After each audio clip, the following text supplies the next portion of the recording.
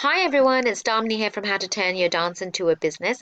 Something I really want to talk about today is how our ego, all of our ego, what it is, what the job of the ego is, and how it operates. Why I want to talk about it is I've been in business for many, many years, for 15, 20 years now. I've been in dance for many years, and in my all my life, I have come across thousands and thousands of individuals and entrepreneurs, successful entrepreneurs, in dance, in business, and I've come across all sorts of people in all walks of life. People that I've taught through dance, loads of people that I've learned through years of courses, doing courses and experiences, life experiences myself, being in I guess, a journey not only from a business perspective, but also from a spiritual perspective, trying to understand what it is the people that break through and succeed in business or succeed in life, in dance. They really get things to that next level and they push through those barriers and what exactly it is about those people and the thousands of people that I've come across, um, successful people, and what it is that they've worked out, so to speak. And what I've realized is, not even realized, is what I have understood to be, and is how what the ego really is, and what the job of you and I and everyone's ego is.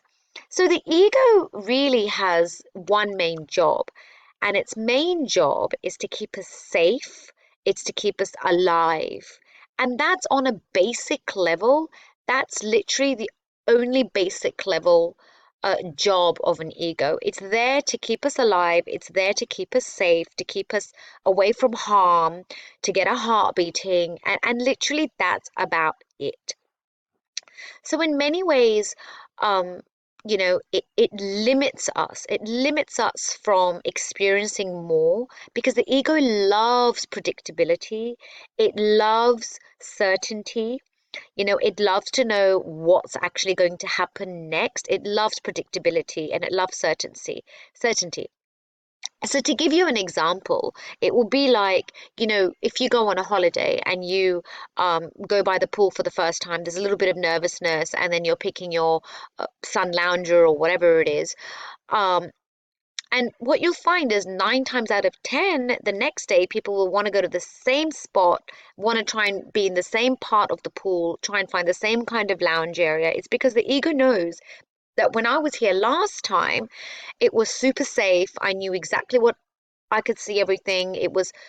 I just knew I was certain I was safe. It's a bit like also like when you attend seminars or courses, for 3 or 4 days in a row or something like that. What you'll notice is people the next day and the next day, they'll tend to sit in the same spot.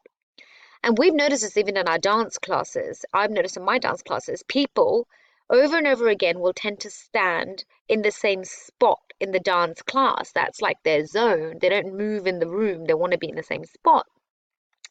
And it's basically because our ego subconsciously wants us to do exactly the same thing over and over again. It wants us to repeat the same pattern over and over again because it loves predictability, it loves certainty.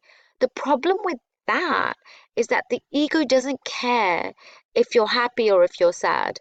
It doesn't really know if you're happy or if you're sad, and it doesn't really care, unfortunately, because its job is literally just to keep you safe. And it's doing that and it does that well. Our job is to recognize the patterns of our ego wanting to keep us in the same place. So another thing is the ego loves, like I said, repeated behaviors, repeated predictability, even if those behaviors and patterns are not getting you a result that you would like to, and it's limiting you, and it's stopping you from achieving all what you want, but it still wants you to do. So I'll give you another example. So for example, someone will come up and say, I have this massive problem with procrastination. I can't help it. I just can't stop procrastinating. I don't know what to do about it. Okay.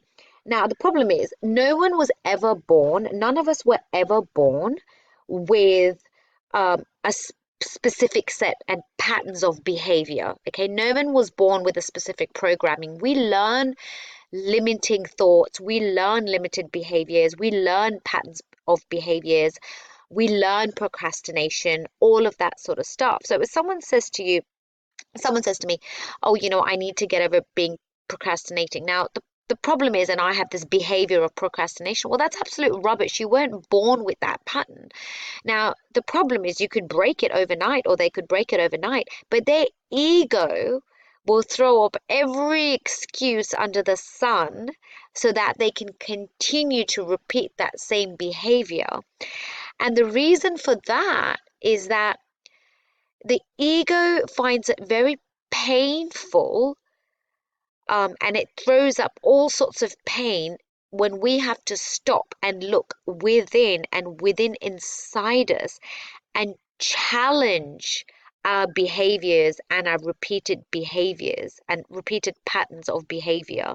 Okay, because the ego, like I said, it loves predictability, it loves certainty, and no matter how stuck that behavior and pattern is, it makes it very painful for us to look within. So it will throw up all sorts of excuses and all sorts of rubbish under the sun to stop you looking within and stop you from breaking uncertainty or breaking patterns of behavior, no matter how unhappy that they're making you. So it will start throwing up excuses like, I don't have time to do that, or I don't have the money to do that, or I need to do something else first, or I'm going to start in the new year, or I can't right now, I've got this, that, and the other.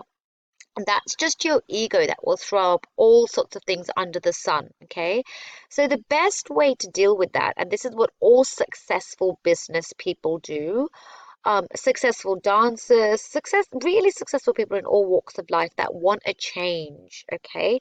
Normal people like you and I, is that they will accept and they'll say, okay, hello, ego, that's you that's popped up again. You're trying to stop me and trying to limit change.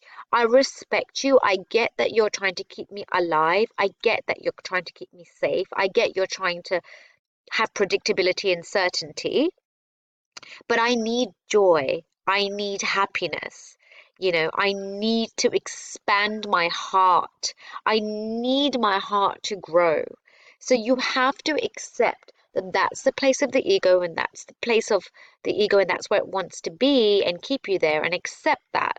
But then you have to get on with doing what your heart wants you to do, and know that on the other side, there will be a little bit of confusion and a bit of scariness in between. But on the other side, when that change occurs, you've got a beautiful change waiting for you on the other side. Because here's the irony. As much as the ego will create control dramas and want to keep you in that place of certainty and repeated behaviors and keep you stuck and keep you safe, here's the irony of it. It is much, much, much more painful to stay stuck where you are and never live out your truest potentials and never live out your heart's happiness and never go after those things in your life that you could and would have, because time does not is brutal. Time does not wait for anyone. Yeah, we'll be 40, 50, 60, 70, 75, never lived out our truest potential, never lived our life to our heart's content, so to speak. And if you're watching this, then that would be dance to you. To know that your dance could have been successful, to know that you could have made your dance the biggest thing that you could have, and to know that we are here to support you. We've done this, broken this. We're helping lots of clients. So what's the fear there? There is no fear if there is certainty in knowing that if you take the right steps, you will succeed, and you've got the support, 100% support of us and our team backing you, and your colleagues that are on this journey that will be with you as well, making their dance a success. But you have to recognize what the ego is and what its real place is. It's there to keep you alive, safe, have repeated behaviors, whether they are in your interest or not, and knowing that when you have to observe your ego, and you have to break it and listen to your heart and know that that is you're going to be your true path to happiness. And to achieving your truest potential, because it's much scarier and much worse and much more painful to never have done those things. Um, so I hope you'll reach out to us because we can help you if you are someone that are looking to turn your dance into a rewarding financially and emotionally income earner for life. And I hope to hear from you soon. Take care. Bye.